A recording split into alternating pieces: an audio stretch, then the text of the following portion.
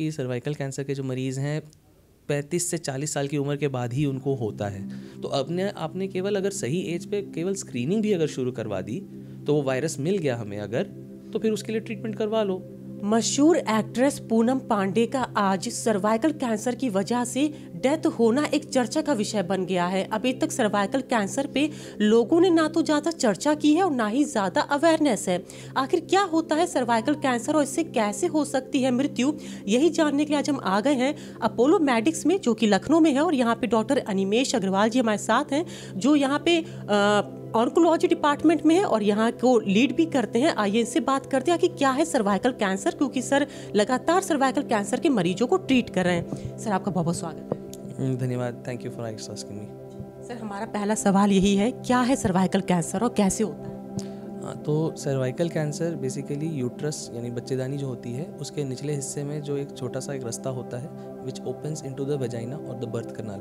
तो वहाँ पर जब कोई वायरस का एक पर्टिकुलर वायरस होता है ह्यूमन पैपिलोमा वायरस HPV, तो वो इन्फेक्शन अगर कोई बन जाए और वो सालों तक अगर पड़ा रह जाए तो वही आगे चल के उसमें रिस्क होता है कि वो सर्वाइकल कैंसर बन जाए। जानना चाहेंगे कि क्या गांठ भी सर्वाइकल कैंसर में आती? कुछ लोगों को बच्चेदानी में गांठ बताई जाती, क्या वो है? नॉर्मली जो बच्चेदानी की गांठ की बात हो रही है that is usually a fibroid, तो वो अलग चीज़ होती है। और हम जिस चीज़ की बात कर रहे हैं वो बच्चेदानी के एकदम निचले हिस्से में अंत में जो मुंह छोटा सा एक रहता है, वो पतला सा रास्ता होता है, उसकी हम लोग बात कर रहे हैं। तो सर्विक्स में जो गांठ होती है वो अलग होती है, एंड सर्विक्स की जो गांठ होती है उसके लक्षण भी अलग होते हैं। सर्वाइकल कैंसर के क्या लक्षण होते हैं? इन केस किसी को होता है, कैसे पहचाने लक्षण? हाँ, तो नॉर्मली तो जैसे इसकी शुरुआत छोटी चीज़ों से होती है कि मान लीजिए कि सेक्स के टाइम आपको पेन फील हो रहा है, या सेक्स के टाइम थोड़ी ब्लीडिंग होने लगी, या फिर उसके बाद होगा कि इन बिटवीन पीरियड्स ब्लीडिंग होने लग गई, या जो पीरियड्स आते हैं वो ज़्यादा हैवी आ रहे हैं, इस तरह के सिम्टम्स हो सकते हैं। फिर वहाँ पे जब कभी इन्फेक्शन बन जाए पड़े पड़े तो फिर वो इन्फेक्शन से फिर डिस्चार्ज आने लगता है, तो डिस्चार्ज यानी फिर गंदगी आती है, फाउल स्मेलिंग होती है, बदबू जैसे रहता है, इस तरह के लक्षण टिपिकली होते हैं। और जैसे जैसे फिर बीमारी बढ़ती चलती है तो फिर उसकी वजह से फिर दर्द वगैरह शुरू हो सकता है, फिर और भी दिक्कतें आ सकती हैं। सर क्या सर्वाइकल कैंसर के भी कई प्रकार होते हैं? वैसे तो प्रकार होते ज़रूर हैं, पर उन प्रकार में प्रैक्टिकली स्पीकिंग एक मरीज़ के लिए डिफ्रेंशिएट कर पाना उतना प्रैक्टिकल नहीं हो पाएगा। वो आप जब डॉक्टर से मिलोगे तो डॉक्टर जो चेकअप करेंगे उसमें वो आइडेंटिफाई करके किस प्रकार के लिए क्या सही ट्रीटमेंट होगा आपको ज़्यादा बेहतर गाइड करेंगे। सर सर्वाइकल कैंसर की जो समस्या है महिलाओं को ही ज़्यादा होती है या मेल में ये बीमारी होने के चांसेस नहीं होते?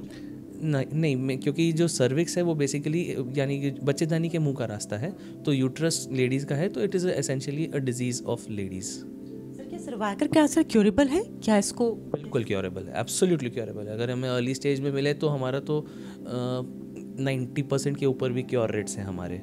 But even more than curable we should be talking about prevention करना है हमने इसका। तो हम लोग जैसे एक बात करते हैं प्राइमोर्डियल प्रिवेंशन, और एक दूसरा होता है एक्चुअल प्राइमरी प्रिवेंशन।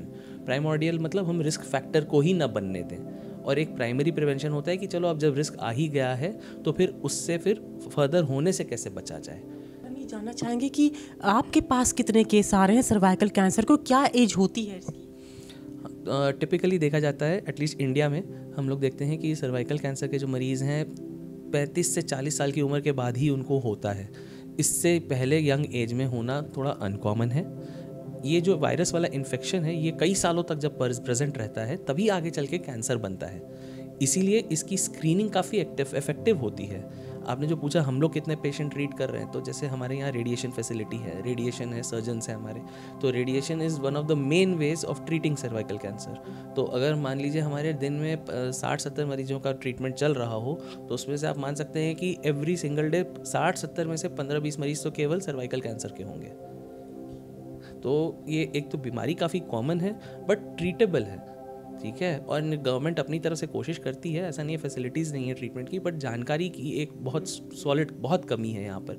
जो लोअर सोशो इकोनॉमिक स्ट्रेटा है उनके पास जानकारी कहाँ से आएगी, वो तो जहाँ पहुँचेंगे वहाँ जो मिल पाया ट्रीटमेंट वहाँ से वापस चले जाते हैं। सर बचाव कैसे हो सकता है? तो बचाव के लिए 2 मेन चीज़ें।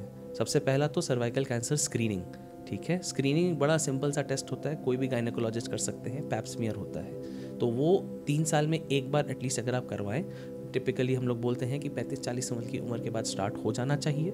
3 साल में एक सिंपल सा टेस्ट होता है, OPD बेस्ड टेस्ट है, इनएक्सपेंसिव है, आप करवा सकते हैं, आप रेगुलर फॉलोअप में करवाते रहें। एंड अगर टिपिकली अगर 4-5 साल तक अगर वो 4-5 टेस्ट तक अगर वो नेगेटिव रहती है रिपोर्ट, तो फिर उसके बाद वो रिस्क चला जाता है। तो ये तो हो गया स्क्रीनिंग की बात। उससे भी इम्पॉर्टेंट चीज़ होती है वैक्सीनेशन। तो सर जो वायरस है HPV वायरस, इसके अगेंस्ट वैक्सीन अवेलेबल है, जो अभी तक केवल इंटरनेशनल कंपनीज़ की आती थी, तो पर डोज काफ़ी एक्सपेंसिव होती थी, 5-6 हज़ार पर डोज कॉस्ट आती थी उसकी। अब इंडिया में सेरम इंस्टीट्यूट पूना में उन्होंने अब एक इंडिजिनस वैक्सीन डेवलप कर ली है, जिसकी पर डोज कॉस्ट केवल 200 से 300 आती है। दिल्ली में केजरीवाल जी ऑलरेडी एक इसका पायलट प्रोजेक्ट चला रहे थे। अब तो निर्मला सीतारमन जी ने भी अभी कल के बजट में अनाउंस कर दिया है, the present government, the India government will also encourage introduction of the vaccine in the universal immunisation programme. तो इंडिया में हर इम्यूनाइजेशन प्रोग्राम जो होता है, हर बच्चों का एक शेड्यूल होता है, जो कि इंडिया की गवर्नमेंट रिकमेंड करती है कि इतने तो होने ही होने हैं, ठीक है। तो उसमें इस वैक्सीन को ऐड किया जाएगा। तो स्कूल गोइंग एज के जो गर्ल्स होती हैं, तो 9 से 15 की उम्र के जो बच्चे होते, लड़कियां होती हैं, उनके लिए ये वैक्सीन लगाई जाती है, 1 या 2 dose depending on exact as. Sir मेरा एक सवाल ये भी है, अब तो सर्वाइकल कैंसर की वैक्सीन है, लेकिन जो 1990 की पहले की जनरेशन है, 1990 की जनरेशन है, उनमें क्या ये होने के चांसेस है? क्योंकि उस टाइम पे तो सर्वाइकल कैंसर की कोई मुझे लग रहा है ऐसी थी नहीं वैक्सीन। नहीं, वैक्सीन एक्चुअली आई है अप्रॉक्सीमेटली, आप मान सकते हैं लगभग 10-15 साल हुए उसे आए। इंडिया में लॉन्च हुए अभी उसे 5 साल से ऊपर हो तो चुका है, बट क्योंकि इतनी एक्सपेंसिव थी तो it was out of reach for most people. अब लेकिन क्योंकि ये एक इंडिजिनस वैक्सीन आ गई है, गवर्नमेंट उसको इनकरेज करेगी, तो नेशनल इम्यूनाइजेशन प्रोग्राम में आ जाएगा। तो ये आगे चल के तो definitely we will see a sharp reduction in cervical cancer as long as people are aware about it. हाँ, जहाँ तक आप जो पूछ रहे हो एक बात 1990 के पहले की जनरेशन, तो येस अनफॉर्चुनेटली उनके लिए तो ये ऑप्शन था ही नहीं, क्योंकि तब ये वैक्सीन नहीं थी। तो हम लोग तो इस ग्रुप के जो लेडीज़ होंगी, उन लोग के लिए cervical cancer screening is a very good option.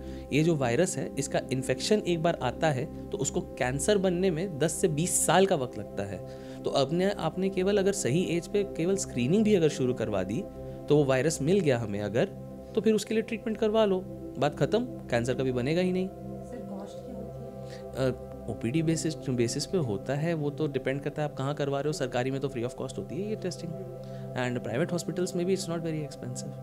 यानी फर्स्ट तो आपको स्क्रीनिंग ही करानी है। एब्सोल्युटली। अभी करंटली जो एज लेडीज़ हैं हु आर एट रिस्क, उनके लिए screening is the way to go. Screening क्या पेनफुल होती है? किस तरह की स्क्रीनिंग होती है? एक कोई भी गायनेकोलॉजिकल एग्जामिनेशन अगर आपने जैसे कभी भी करवाया हो, तो it is something like that only. The test itself is painless. एक बहुत हल्का सा थोड़ा सा सैंपल निकाला जाता है, पेनलेस टेस्ट होता है, और फिर उसकी रिपोर्ट 2-3 दिन में बन जाती है। सर ये सैंपल कहाँ से निकालते, लाइक कोई ब्लड? गायनेकोलॉजिस्ट करते हैं ये टेस्ट। ये पेल्विक एग्जामिनेशन होता है, यानी बच्चे देने की रास्ते, क्योंकि हम लोग सर्विक्स की बात कर रहे हैं, बच्चेदानी के मुंह की बात कर रहे हैं, तो वहाँ से एक सैंपल लिया जाता है।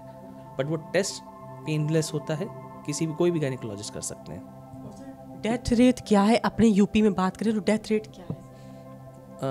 ये अनफॉर्चुनेटली काफ़ी हाई है। हम लोग बात करें अगर, तो for every 10 patients who are diagnosed with this disease, around 4 will lose their lives, ठीक है। तो that is very sad. In a preventable cancer that should not be the case. और ख़ास करके अगर अर्ली स्टेज में मिल जाए, तो हम लोग तो 90% क्योर रेट्स की बात कर रहे हैं अनफॉर्चुनेटली, लेकिन 20% पेशेंट्स हमें लास्ट स्टेज में मिलते हैं, ठीक है। तो अभी ये एक बहुत बड़ा गैप है जिसको हमें ब्रिज करने की ज़रूरत है। तो काफ़ी हद तक तो जानकारी का भी इशू है, एंड जहाँ तक लोग अवेयर होंगे तो ज़्यादा स्क्रीनिंग कराएंगे, स्क्रीनिंग से ज़्यादा अर्ली स्टेज डिटेक्शन होगा, अर्ली स्टेज डिटेक्शन या फिर इवन प्रिवेंटेबल स्टेज भी हमें मिल जाएगा। एंड अगर वैक्सीनेशन धीरे धीरे जैसे अपटेक बढ़ेगा, तो may be even the numbers will go down. बहुत बहुत धन्यवाद सर हमसे बात करने के लिए। तो डॉक्टर अनिमेश अग्रवाल जी थे जो हमसे बात कर रहे थे, जिन्होंने ये बताया कि कितना ज़्यादा ये जो डेथ रेट है इसके बढ़ रहे हैं। 10 में से 4 लोग अपनी ज़िंदगी गंवा दे रहे हैं, और इसका कारण सिर्फ ये है कि लोगों को लक्षण देर से पहचान में आते हैं, लास्ट स्टेज पे वो हॉस्पिटल आते हैं, जिस वजह से उनकी ज़िंदगी बचाना बहुत मुश्किल हो जाता है। तो अगर आपको सर्वाइकल कैंसर से बचना है, तो उन्होंने ये भी बताया कि स्क्रीनिंग 35 से 40 साल की उम्र में आप ज़रूर करा लें। तो इसमें स्क्रीनिंग के ज़रिए जो भी लक्षण होंगे वो सामने आ जाएंगे। आपको बता दें कि जो मशहूर एक्ट्रेस हैं पूनम पांडे, आज उनकी डेथ हो गई और पूरे देश भर में ये चर्चा का विषय एक बार फिर छिड़ गया है, खासतौर पर महिलाओं के बीच की आखिर सर्वाइकल कैंसर क्या है। तो ऐसी और दिलचस्प जानकारी जुड़े मेरे साथ। मैं लखनऊ से अंजलि सिंह राजपूत, न्यूज़ 18।